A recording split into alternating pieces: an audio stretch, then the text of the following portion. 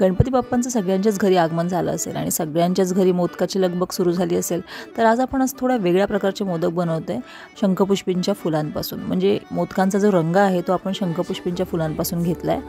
तर इथे उकड जशी आपण काढतो तशीच काढायची. फक्त उकड काढताना त्याच्यामध्ये शंखपुष्पीची फुलं घालून पाणी उकळून झाल्याच्या नंतर नॉर्मली पीठ वगैरे जसं आपण घालतो तशीच उकड काढून घ्यायचे आणि मस्त असं मऊसूद पीठ मळून घ्यायचे. इथे पीठ मऊसूद मळणं खूप गरजेचं आहे, त्याच्यामुळेच मोदक आपले खूप मऊ आणि सॉफ्ट होतात. आता आपण मोदकाचं सारण बनवायला घेऊया. चमचाभर तूप आणि त्याच्यामध्ये खवलेला ओला नारळ 1 कप साधारण घातलं आहे आणि तेवढाच गूळ मी याच्यासाठी वापरणार आहे. पण त्यापूर्वी आपण याच्यामध्ये थोडे ड्रायफ्रूट्स घालणार आहोत. इथे मी काजू बदाम बारीक चिरून घेतले, ते याच्यामध्ये खोबऱ्यासोबत परतून घ्यायचे आहेत. म्हणजे खोबऱ्यासोबत ते व्यवस्थित परतले जातात, ओव्हर कुक नाही होत. आता मी गूळ घातला आहे, मी समप्रमाणात गूळ घेतला आहे, जेवढं खोबरं तेवढं गूळ. व्यवस्थित गूळ वितळून झाला की त्याच्यामध्ये वेलची पूड, वेलदोडा, परत जायफळ पूड छानपैकी फ्रेशली ग्रेट करून घालायचे. थोडी खसखस मी याच्यामध्ये घातली आणि आत्ता ह्याच्यातला मेन इन्ग्रेडियंट, हिरो इन्ग्रेडियंट म्हणजे क्रॅनबेरी. इथे मी क्रॅनबेरी घातले, म्हणजे ह्या मोदकांना मस्त अशी गोड आंबट गोड अशी छान चव येते आणि एक वेगळी टेस्ट पण येते. चला तर मग आपलं सारण तर तयार झालं, ते थंड व्हायला ठेवूया. आणि पीठ मी व्यवस्थित परत एकदा मळून घेतलं आणि इथे आपली एक ट्विस्ट येते आहे. इथे मोदक मी हाताने न करता इथे मी मोदकाचा साचा वापरणार आहे. हा एक वेगळ्या प्रकारचा साचा आहे, इझी मोदक साचा. मार्केटमध्ये इझिली अवेलेबल आहे, तुम्ही ऑनलाईनही परचेस करू शकता. ह्याच्याने माझं मोदक बनवण्याचं काम खूपच इझी झालं आहे. याच्यामध्ये 2 प्रकारचे साचे येतात. एका साच्याला इनबिल्ट प्लेटिंग आहे आणि एक प्लेन साचा आहे, तुम्ही कोणताही वापरू शकता.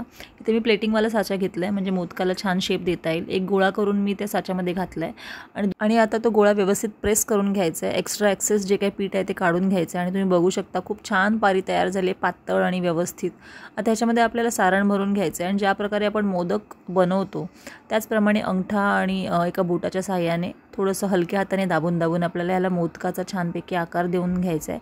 तुम्ही बघू शकता खूप छान सुबक मोदक तयार झाला आहे. इथे मी साधी उकडही काढली होती, त्याचेही थोडेसे मोदक बनवून घेणार आहे. सेम त्याच पद्धतीने तुम्ही बघू शकता छान पातळशी अशी पारी तयार होते या मोदक साच्यामुळे.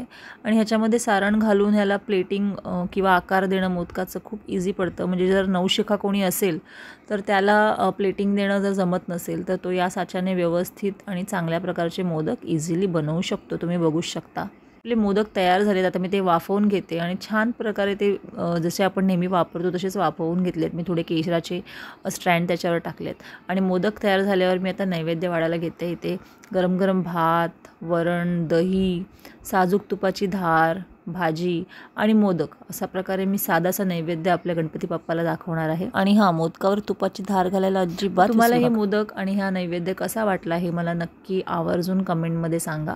आणि जर तुम्हाला हा मोदक साचा हवा असेल तर मला कमेंट करा, मी तुम्हाला त्याची लिंक नक्की शेअर करा. या गणेश चतुर्थीला तुमच्या सर्वांच्या घरी सुख, शांती आणि आरोग्य भरपूर प्रमाणात नांदो अशी मी गणपती बाप्पाकडे प्रार्थना करते.